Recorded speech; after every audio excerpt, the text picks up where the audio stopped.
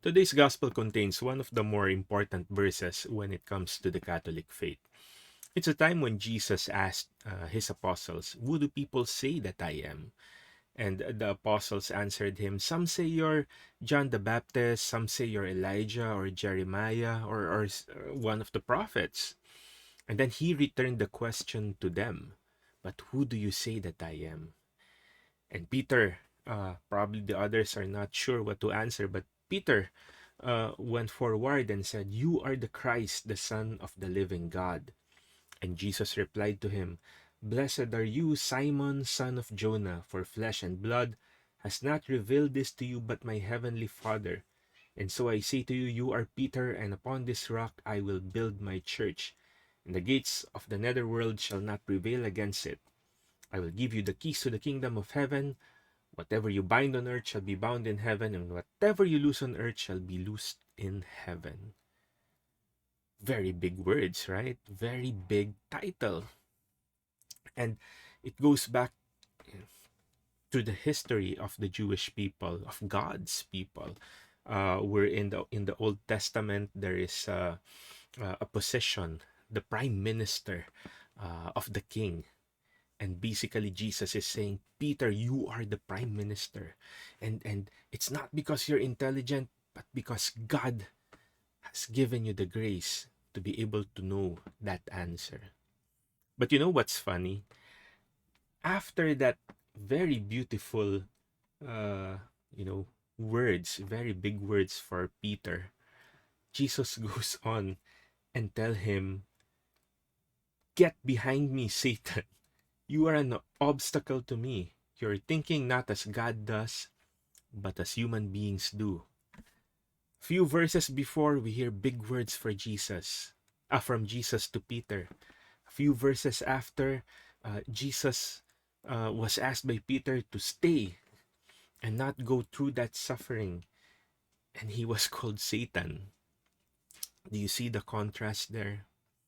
You see, our faith in the Catholic Church stands on the statement of Jesus in the beginning, that we are assured that the church is protected, that God will protect the church, especially through the Pope, and Peter was the first Pope, from committing error, because whatever he will proclaim in matters of doctrine and morals, as long as it is as a function within his role as the Pope, God will not let him speak in error. But that doesn't mean that he's Superman already, which means he will still commit errors. That's why he got called Satan, because when his human side uh, functioned, that's when things went wrong. But that should inspire us.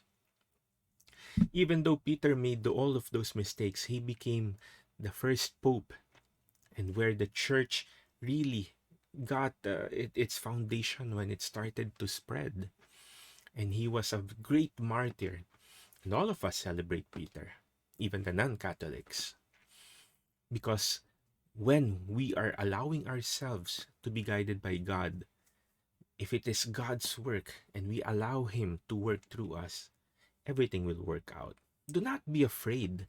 Uh, Maybe you are thinking, I'm not a great speaker. I'm not good with people. I'm not intelligent. It doesn't matter. Peter is exactly the same as you, and yet he was able to become one of our great saints. In fact, the person whom we celebrate today is Saint John Vianney. You know, I love Saint John Vianney. When he was studying, he was always getting low grades. In fact, uh, he was given limited ministry even though he became a priest, because people were distrusting his capabilities. And even him, he was doubting. "I don't know if I can give a good homily," he would always say. But Saint John Vianney opened himself to God. He gave his time, he gave himself. He celebrated Mass with a burning heart, with a burning desire to give himself to God. He listened to all of the confessions with a burning desire to bring people to God. And you know what? His work was blessed by God. Everybody.